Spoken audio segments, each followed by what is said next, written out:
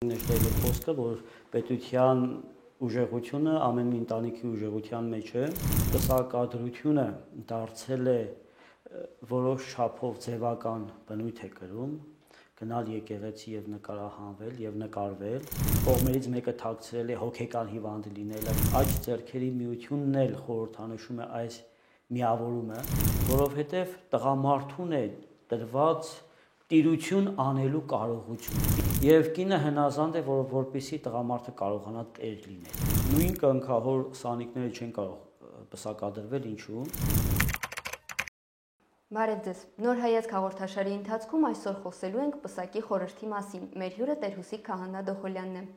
Տեր հայր, շատ ուրախ ենք ձեզ այսօր այստեղ տեսնել։ Շնորհակալություն հյուրընկալելու համար։ Այսօր շատ կարևոր թեմա ունենք, քանի որ ինչպես նշվում է, հայ առողջ ընտանիքների ավելացումը գրավականն է հայ հասարակության առողջացման։ Համաձայն եք այս կարծիքի հետ։ Եվ իհարկե, ինչպես կարող եմ համաձայն չլինել, եւ նաեւ սա եկեք ավելացնենք Նժդեհի խոսքը, որ պետության ուժեղությունը ամեն մի ընտանիքի ուժեղության մեջ է, եւ նաեւ այստեղ եկեք շեշտենք, որ տվեք ինձ գիտակից մայրեր եւ ես ձեզ կտամ գիտակից հասարակություն։ Սա կարծում եմ ամեն ինչ ասված է։ Տեր հայր, նախ անվան մասին խոսենք։ Ինչու է ամուսնության արարողությունը կոչվում Սուրբ Պսակ։ Նախ Սուրբ Պսակը ինքը պսակ ամուսնության, ինքը խորհուրդ է, եկեղեցու 7 խորհուրդներից մեկն է, այսինքն իր տեսանելի իրողության, տեսանելի արարքի հետևում կամ զուգահեռ միահյուսված թաքնված է հոգևոր իրականությունը եւ խորհրդի իմաստը, խորհուրդ ասածը կայանում է նրանում, որ երկու իրարից անկախ մարդիկ, իրար ոչ ազգական, ոչ բարեկամ մարդիկ միավորվում են դառնալով մի անբաժանելի միասնություն եւ այս միասնությունը Աստված պսակում է, իր օրհնությամբ պսակում է եւ սրա համար ենք ասում պսակ, Սուրբ Պսակ կամ պսակ, ինչպես որ նաև եկեղեցին կամ սրբերը, որոնք որ նահատակվելով դառնում էին, ինչպես եկեղեցական հայրերն են ասում, Քրիստոսի հարսը, միավորվում էին Քրիստոսի հետ, եւ ուրեմն Պողոս առաքյալն էլ զուգահեռ է բերում Քրիստոսի մեր Տիրոջ եւ եկեղեցու միավորումը, պսակին նմանացնելով, սրա համար է նաև կոչվում ենք պսակ, նաև սրա համար է որ կոչվում ենք Սուրբ Պսակ։ Տեր հայր, ինձ երբեմն թվում է, թե շատ զույգեր այդ կարևորությունը չեն հասկանում պսակադրության արարողության։ Ուզում եմ այդ խորհրդի կարևորության մասին խոսենք։ Նախ այո, կարելի է ասել, այսօր մեր մոտ պսակադրությունը դարձել է որոշ չափով ձևական բնույթ է կրում, գնալ եկեղեցի եւ նկարահանվել եւ նկարվել, եւ ցավոք սրտի, երբ որ զույգերը փեսան եւ հարսը գալիս են եւ կանգնում են Աստծո առաջ, բնականաբար իրենց այդ քայլով Աստծո օրհնությունն են խնդրում եւ իրենց այդ քայլով նաեւ ուխտ են, իրենց ընտանիքի առաջի ուխտն են կատարում Աստծո հետ եւ ցավոք սրտի այդ ուխտը, որ իրենք կատարում են, գիտակցված չէ կամ կարելի է ասել տենդենս կա, գործընթաց կա, որ ավելի ու ավելի դառնում է ձևական։ Սակայն այնուամենայնիվ քահանան կարդում է աղոթքը իրենց կողմից, քահանան որպես Աստծո պաշտոնյա խնդրում է Աստծուն, այսպես ասենք, զույգը եկել է եկեղեցի, խնդրում է Աստծո պաշտոնյային, որպեսզի Աստված իրենց Աստծո պաշտոնյան Աստծուն դիմի աղոթքով եւ Աստված այդ աղոթքի մեջի մտքերը, բարիքները, օրհնությունները պսակը տա իրենց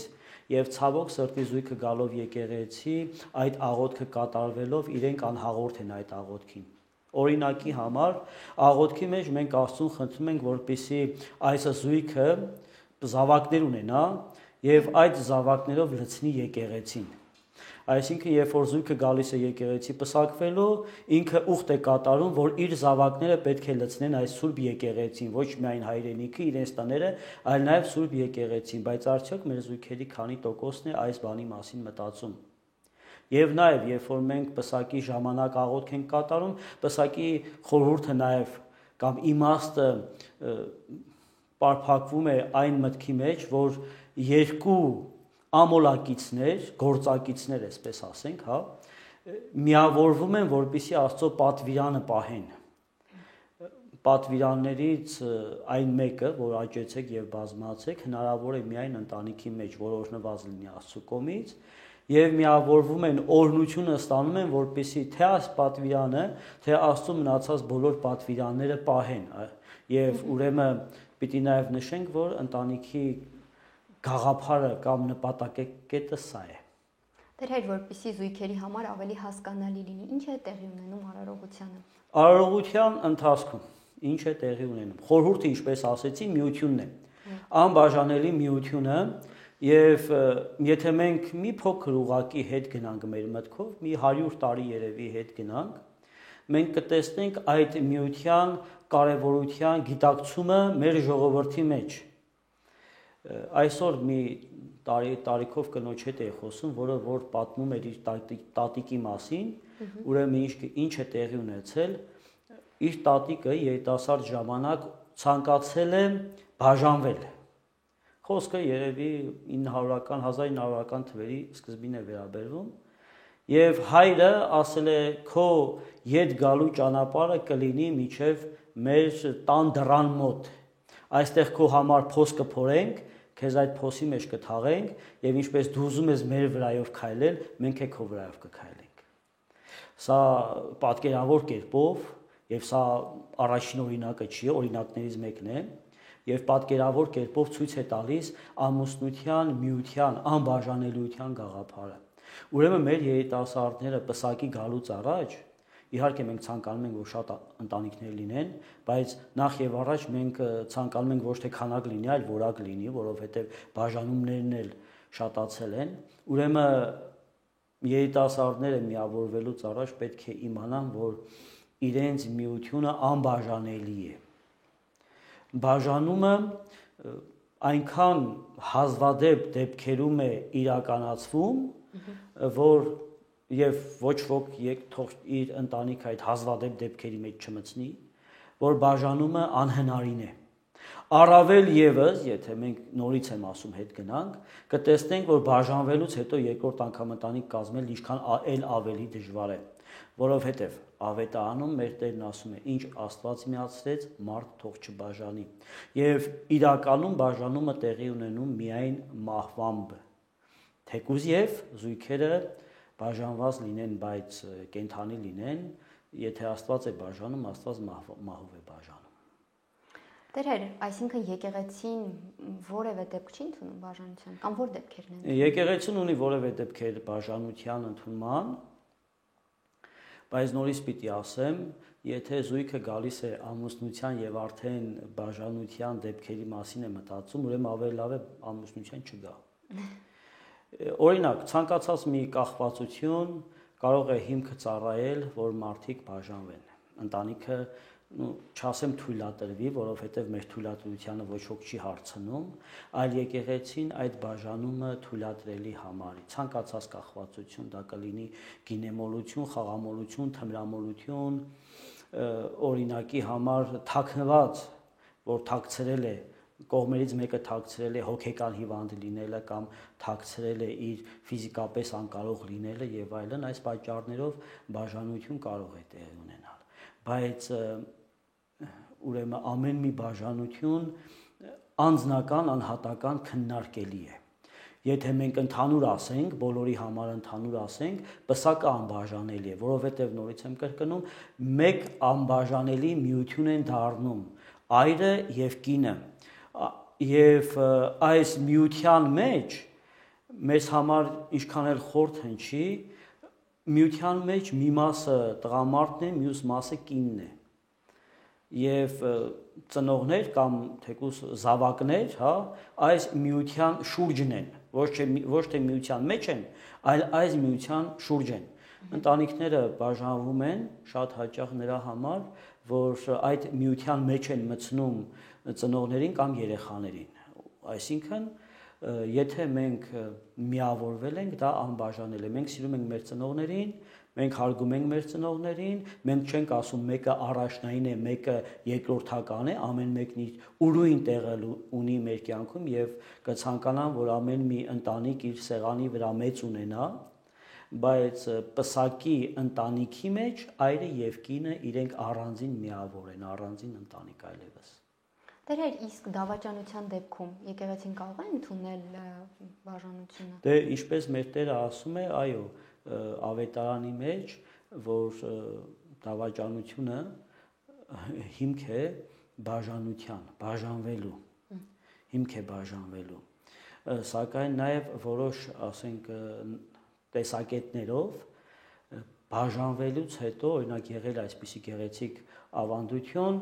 երբ որ բաժանվելուց հետո զույգերը չեն ամուսնացել։ Իհարկե, ինչ որ միտեղ Պողոս առաքյալը թույլ է տալիս, նկատի ունենալով, որ մարդու մարմնական ցանկությունները իրեն կարող են դրդել այլ եւ այլ ճանապարհների, այս դեպքում Պողոս առաքյալը թույլ է տալիս կամ խոսում է երկրորդ անգամ ամուսնության հնարավորության մասին։ Եվ նաև մենք գիտենք, որ մեր եկեղեցական օրենսգրքի մեջ, ասենք, եթե մարդը 7 տարի կորած էր լինում, այն ժամանակներ դա հնարավոր էր, եւ 7 տարի նրա մասին լուր չկար, ուրեմն համարվում էր մահացած եւ իր կինը կամ իր ամուսինը կարող էին արդեն երկրորդ անգամ ամուսնանալ։ Այսօր էլ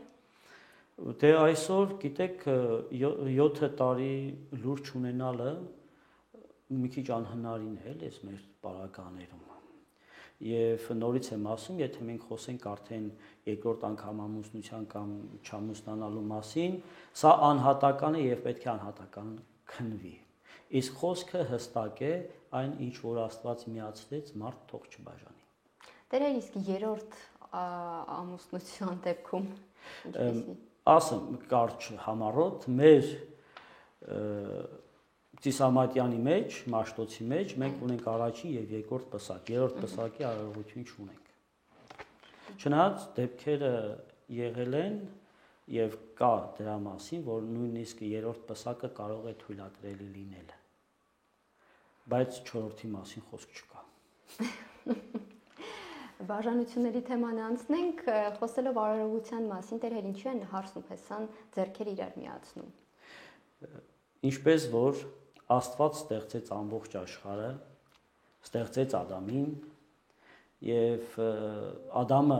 Աստծո ստեղծագործյալ այդ Աստծո կողմից իրեն տված ամբողջ աշխարհի մեջ իրեն ընկեր չգտնելով Աստծոց կին իրեն ընկեր ցանկացավ իր նման, այսպես ասենք, հա, եւ Աստված կնոջը տալով Ադամին որպես գործակից, չվերցրեց կնոջ աջ ձեռքը դրեց Ադամի աջ ձեռքի մեջ, Ադամն ասեց սա մարմին է իմ մարմնից եւ ոսկորը իմ ոսկորից, այս աջ ձեռքերի միությունն էլ խորհրդանշում է այս միավորումը եւ խորհրդանշում է իրար հետ ընտանիքը կառուցելու, իրենց երջանկությունը կառուցելու ուրեմն ճանապարհը։ Այսինքն ես կուզեմ հատկապես շեշտել, որ ոչ թե տղամարդն է, որ ընտանիքի լուծը տանում է, այլ տղամարդը եւ կինն են հավասարաչափ եւ կյանքն է ցույց է տալիս, որ այո, այն կինը, որը որ ունի այնքան իմաստություն պիտի ասեմ, որ կարողանում է խոնարհ լինել, ուրեմն այս ընտանիքը մեծ բարձունքների է հասնում եւ հասարակության համար լինում է օրինակելի միանշանակ։ Դեր միանգամից խոսենք նաև տեր եւ հնազանդ լինելու մասին, հաճախ զույգերը շատ սխալ են հասկանում, մտածելով, թե խոսում ենք տեր եւ ծառա հարաբերությունների մասին։ Մեր եկեղեցու հայրերը, երբ որ այս տեր եւ հնազանդ, հա, խոսքերը դնում էին, շատ խորագետ էին, որովհետեւ այսօր հոգեբանություն ունենք, այսօր, չգիտեմ, տարբեր գիտություններ ունենք, որոնք որ մեզ բերում են եւ ապացուցում են այն փաստը, որ մեր եկեղեցու հայրերը ինչ խորագետ էին, որովհետեւ տղամարդուն է տրված տիրություն անելու կարողությունը, տիրություն անելու, պատասխանատվությունը իր վրա վերցնելու այս լուծը, այսպես ասենք, հա, տրված է տղամարդուն։ Եվ երբ որ տղամարդն ասում է ես տեր եմ, այսինքն իմ ընտանիքի բոլոր խնդիրները, որոնք որ կապված են դրսի հետ, որովհետև դու տեր ես դրսի հետ շփման մեջ, քո երեխայի արարքի համար դու պատասխանատու ես, դու տեր ես քո երեխայի դաստիարակության համար, ամեն մի արարքի համար, քո ընտանիքի ամեն ինչի համար դու տեր ես։ Երբ որ օրինակի համար քո երեխան աղմկում է եւ հարևանի մարդը կամ կինը բարձրանում է վերև քո հետ վիճելու համար, կինը չի դուրս գալիս, դու ես դուրս գալիս, որպեսզի պատասխանատվությունը կրես քո երեխայի աղմկության։ Այսինքն տղամարդն է։ Եվ նույնիսկ այն կանայք, ովքեր որ այս բալանսը, հա, խախտված է, եւ եթե նրանց էլ հարցնես, իրենք էլ կասեն, բայ իհարկե տղամարդը պիտի այդ հարցերը լուծի։ Ուրեմն տեր լինել նշանակում է բոլոր պատասխանատվությունը իր վրա կրել։ Իսկ ինչու է կինը հնազանդ։ Գիտեք, եթե մենք ընտանիքը լինի Կարապը Խեզգետինը գայլաձուկը, ամեն մեկի իր ճանապարհով գնա, այդ ընտանիքը պիտի փլուզվի, ուզած չուզած պիտի փլուզվի։ Եվ այստեղ ոչ մի կախվածության, ուղղակի այդ ընտանիքն արդեն փլուզված է։ Եվ կինը հնազանդ է, որպեսզի տղամարդը կարողանա տեր լինել։ Չի կարող կինը իր կարծիքով ապրել տղամարդուն հաշվի չառնելով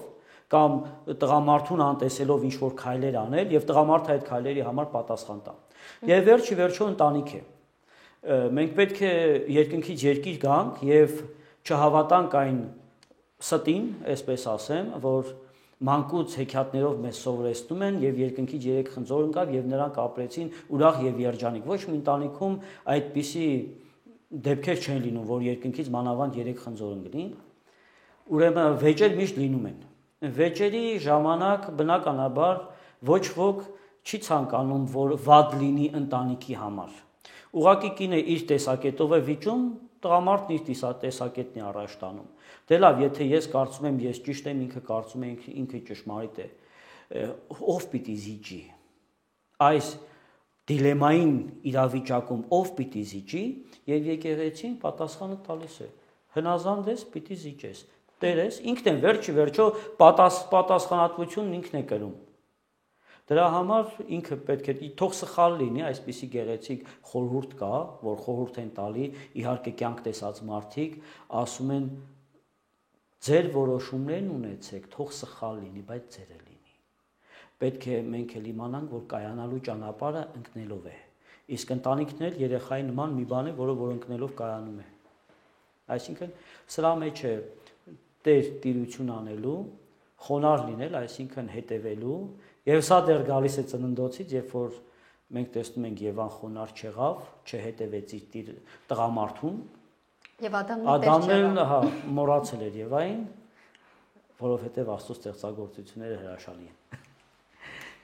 Եվ ինչ եղավ այն, ինչ որ եղավ։ Այսինքն եթե տղամարդը տեր չլինի, կինը հնազանդ չլինի, դրախտի պատմությունը պիտի կրկնվի։ Դեր հետ քիչ առաջ խոսում էինք, որ զույգերը հաճախ չեն հասկանում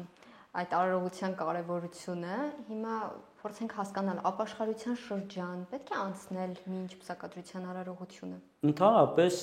եկեղեցական ցանկացած արարողության, ցանկացած խորհրդի մոտենալու ժամանակ ուրեմն զույգը պետք է մաքրվի, որովհետև սրբության ես մոտենում։ Նորից պիտի ասենք սուրբ խորհուրդ, որի մասին խոսել ենք։ Եթե սրբության ես մոտենում, մոտեցել ես Աստծուն, ցանկանում ես, որ Աստված քո խնդրանքը կատարի, ուրեմն դու էլ քո կողմից ինչ-որ մի գործողություն պիտի ցույց տաս, որ քո այդ ցանկությունը նաև նկատելի դառնա, թե ինչքան ես ցանկացել։ Հիմա եթե մենք ցանկանում ենք, որ մեր բնակարանի հարցը լուծվի, մենք գեղեցիկ հագնվում ենք, սափրվում ենք, մեր տեքստն ենք անգիրանում, թե ինչպես պիտի գնանք խաղապետարան կամ տնային կառավարություն եւ մեր խնդիրը ներկայացնենք, որպեսզի ամեն հարգած լինենք դիմացինին, հարգած լինենք դիմացինին։ Ուրեմն խորհրդի մոտենալն էլ հենց պատրաստություն, ամեն մի պատրաստություն իր մեջ այդ ապաշխարությունը, ներքին զգեստը մաքրելը, ներքին սենյակը մաքրելն, Աստծո առջև կանգնելու այս նախանձախնդրությունը ունենալն է։ Դեր հետ ես մի գեղեցիկ տող եմ ուզում կարդալ, որքան զորավոր է հավատքն Աստծո նկատմամբ, այնքան իրական է սերն ընտանիքում։ Ուզում եմ խոսենք կողակցին սիրելու կարևորության մասին։ Ես շատ այսպիսի մի արտահայտություն եմ երբեմն անում, ասում եմ մի մեծ սուտ, որ ասում են սեր, սուտ։ Ինչու եմ ասում, որովհետև բնականաբար մեր մայրերը, մեր տատիկները մեզ կապացուց են, որ այն զգացմունքները, այն ռոմանտիկան, այն երբեմն կուրությունը, որը որ ուրեմն այսպես ասենք, բերում է երիտասարդներին եկեղեցի եւ այդ հորմոնների, այդ փոթորիկը, սա շատ հեռու է սեր կոչվելուց, շատ հեռու է սեր կոչվելուց։ Ինչ է սերը։ Եկեք նախ այս հարցին փորձենք պատասխանել։ Մենք գիտենք մանկության ընկեր ասած հասկացողությունը, երբ որ կամ բանակի ընկեր ասած հասկացողությունը, երբ որ երկու հոգի միմյանց համար կյանք կտան, միջոցներ կտան, նեղություններ կհամբերեն, այս եղբայրական ընկերական սերը ինչու է ձևավորվել, երբ է ձևավորվել, չտեսան միմյանց եւ ասեցին քո աստղնից բռնում է, արի ընկերություն անենք իրար հետ, այսպես չեղավ, այլ իրար համախոհ էին դպրոցական տարիքից, իրար հետ ծառայության դժվարություն են անցկացել, իրար հետ դպրոցի ետևը կռիվներ են արել, իրար հետ նեղություն են քաշել, իրար հետ կյանք են ապրել եւ ձևավորվել այս սերը, ընկերական սեր ասած հասկացողությունը, այսինքն երբ որ մենք ուզում ենք զույգերի միջև սեր տեսնել, այս սերը միայն կարող է լինել այն դեպքում, երբ որ իրենք ճանապարհ են անցել։ Իհարկե չհաշվենք բացառությունները, երբեմն բացառություններ լինում են եւ փառք Աստծո։ Ուրեմն երբ որ ընտանեկան այս դժվարությունները կրում են դժվարություններ կապված հարազատների հետ, երբ որ տղամարդը տեսնում է, որ իր կնոջ համար ինքն է առաջնայինը եւ ոչ թե մաման, պապան, երեխեքը, կինը տենում է, որ իր ամուսնու համար ինքն է առաջնայինը եւ ոչ թե, այսինքն ինչու եմ ասում, որ վեճի մեջ մենք իրար հետ ենք, ճակատի մեջ, որը որ կոչվում է հասարակություն, մենք իրար հետ ենք, կյանքի դժվարության մեջ այսօր ֆինանսական դժվարություններ եւ այլ աշխատանքային դժվարություններ, նեղություններ տարբեր դեպ մենք իրար հետ ենք, մենք մեկս մեկին չենք հանդիմանում, եթե հանդիմանում ենք, տեսնում ենք, որ հետո զղջացել ենք, մենք իրար հետ ենք եւ այստեղ այդ իրար հետ լինելու ապրումը ձևավորում է, ծնունդ է տալիս սիրուն, սերը զոհաբերություն է, եթե ես չտեսնեմ իմ կողակցի մեջ, իմ կողակիցը իմ մեջ զոհաբերություն չտեսնի, ցանկացած զգացմունք, ցանկացած հորմոնալ փոթորիկ, որ ինձ բերել է եկեղեցի, պիտի մարի, եթե իմ կինը պահանջեց, ես պաշտպանվեցի, ես պահանջեցի, ինքը պաշտպանվեց հոգեբանական տեսակետով, ուրեմն ես պաշտպանվում եմ միայն թշնամիներից, ուշ թե շուտ ինքը պիտի դառնա ինձ համար թշնամի արդեն իմ մտքի մեջ, երբ որ ես տեսնում եմ այն գեղեցիկ աղջկա նկարը, տեսնում եմ եւ իմ մեջ դրական էմոցիաներ էին արթնանում, այլևս պիտի տենամ իր նկարը կամ մտածեմ իր մասին եւ մտածեմ, որ նորից վեճ, նորից պահանջ, նորից այս, նորից այն, ուրեմն սերը ձևավորվում է այս դժվարությունները ոչ թե հաղթահարելու անձնական, այլ այս դժվարությունների մեջ նահատակվելով միմյանց համար, միմյանց հետ քայլելու մեջ, չի կարող մեկն մի ձեռքը ծափ չի տալիս։ Ուրեմն եկեք նախ սա հասկանանք։ Դրա համար երբ որ զույգերը գալիս են եւ ասում են, բա ինչպես իմանամ, ասում եմ, եթե դու պատրաստ ես այդ աղջկա կամ այդ տղայի հետ պատերազմ գնալ, դու կվստահես իրեն, այդ պատերազմական նեղությունը պատրաստ ես իր հետ անցնել, ուրեմն ինքը էլ սեր մի մանարի այդտեղ արդեն սերը կլինի։ Եվ իհարկե հարցի եկեք առաջի մասին անդրադառնանք, որևէ մի սեր գոյություն չունի, եթե դե չկա Աստված։ Իսկ եթե կա սեր, օրինակ ես շատ նկատել եմ կոմունիստական շրջանում չմկրտված մարդիկ ամուսնանում են եւ հիմա արդեն տատիկ պապիկ են, ունեն իրենց օրինակելի ընտանիքի պատմությունը, ունեն իրենց զավակների օրինակելի ընտանիքի պատմությունը, իրենց թոռների օրինակելի պատմությունը եւ եթե խոսքերով այնտեղ Աստված չի եղել այդ ընտանիքում, հոգով եղել է։ Ցավը նա է, որ այդ ընտանիքները նաեւ մարմնով եւ խոսքով չեն գալի Աստված, այլ Աստված իրենց այդ ապրած կյանքի մեջ է, բայց նաև Աստված պիտի լինի, Աստված եկեղեցում է եւ իրենք է պիտի լինեն եկեղեցում։ Ինչևէ, վերադառնալով ուրեմն հարցին, եթե չկա Աստված, չկա սեր։ Ընտանիք ենք։ Մենք բոլորս էլ մեկս մեկի հանդեպ սխալներ ունենում ենք, բայց ինչ է ասում Մարգարեն, ասում է միայն քո արչև մեղք գործեցի Տեր։ Ինչ էր արել Դավիթը։ Դավիթը ուղղակի դավաճանել էր իր կնոջը, բայց ասում է միայն քո արչև մեղք գործեցի Տեր, որովհետև Տերն է ներողը։ Եթե իմ մեջ չկա Աստծո գաղափարը, ուշ թե շուտ ես մեղքի մեջ պիտի ընկնեմ եւ չպիտի զղջամ։ Բայց եթե կա Աստծո գաղափարը, ուրեմն Աստված ինձ հսկող Տերն է, որը որ միայն իմ բարիքն է ունենում եւ ցանկանում եւ սերը այ Աստծո օրհնությամբ նեղությունները օրհնելով առաջանում է միանշանակ։ Տեր Հայր, այս հարցը մեզ հաճախ են տալիս, նույն կնքահոր սանիկները կարող են պսակադրվել։ Նույն կնքահոր սանիկները չեն կարող պսակադրվել, ինչու՞։ Որովհետեւ կնքահայրը հոգեվոր հայր է։ Չէ՞, մենք մի առիթով ասացինք, որ հոգևոր իրականությունը մեր ֆիզիկական իրականության հետ միահյուսված եւ ավելի իրական, այս կյանքը մի քիչ պատրանքային է, ավելի իրական է, քան մեր այս կյանքը, եւ հոգևոր հայրը, կնքահայրը դառնում է հոգևոր հայր։ Ուրեմն հոգևոր հոր երկու զավակները չեն կարող իրար միմյանց հետ ամուսնանալ։ Տեր Հայր, այս հաղորդման ժամանակ խոսեցինք եւ սիրուց եւ բաժանություններից, վեճերից։ Հիմա ուզում եմ խորհուրդներ տաք այն ընտանիքներին, որոնք այսօր ունեն խնդիրներ, ու նաեւ այն զույգերին, որոնք ցանկանում են պսակադրվել։ Խորհուրդս երևի կողմնակապահություն չէ ամբողջությամբ։ Ես կխնդրեի ուղղակի։ Հայոց մայրերի գրքում մեծանում է մեր երիտասարդությունը, մեր պետությունը, մեր ապագան։ Եվ կնոջից շատ բան է կախված ընտանիքում, շատ չափազանց բան։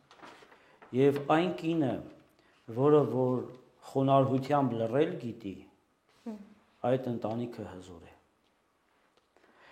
Ես այս խորհուրդ կտայի,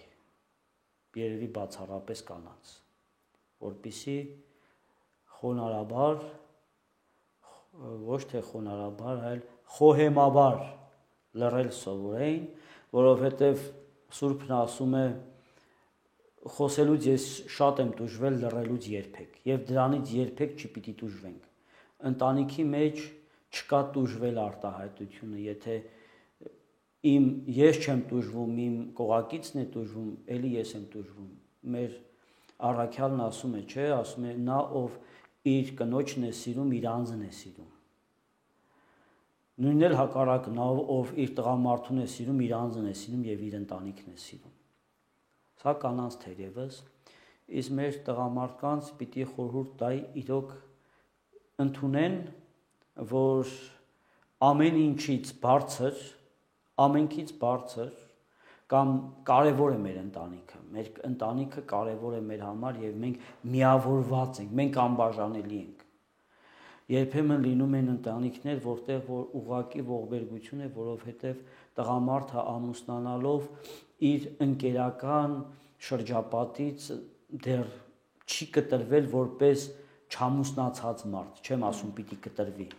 սակայն պետք է իմանանք, որ մենք այլևս ամուսնացած ենք։ Գիտեք, կինը մեր համար զարդարանք չէ, որ գնանք մեր հարազատների, բարեկամների մոտ եւ ասենք, գիտես, դες ես էլ այս զարդարանքն ունեմ։ Ընտանիքը դա կենսակերպի փոփոխություն է պահանջում երկուսի համար։ Եվ եթե նաեւ կուզեմ ասել, կանայք շատ են ասում, տես Աստվածաշնչում ասում է, եւ նա պիտի թողնի իր հորն ու մորը եւ պիտի գնա կնոջ ետևից, նաեւ հիշեցնենք, որ 44-րդ Սաղմոսի մեջ էլ ասում է. մոռացիր դուստր քո ազգատոհը եւ դուրս արիր քո հոր տնից, որովհետեւ թագավորը քո գեղեցկությունը ցանկացավ։ Այսինքն այս երկու խոսքի մեջ, երբ որ այս երկու խոսքն էլ իրականանա, կլինի, բայց նորից պիտի ասեմ, կխնդրեմ ամեն մի ընտանիքի, որը որ խնդրի առջև է կանգնած, նախ պատրաստ լինի լսելու։ Եվ ինչու ենք մենք օրինակի համար մերժում քահանայի ներկայությունը մեր ընտանիքում։ Չէ՞ որ քահանան հայր է կոչվում։ Եթե ես այսօր հայրություն չանեմ իմ քրիստոնյա ընտանիքին, ելում հայրություն անեմ։ Թերևս այսքանը կասեմ։ Ասելու բան շատ կա։ Թող գան եկեղեցի եւ շատ կխոսենք։ Շնորհակալ եմ Տեր Հայր հետաքրքիր զրույցի համար։ Աստված օրհնի։ Ես հիշեցնեմ, որ մենք զրուցում էինք պսակի խորհրդի մասին։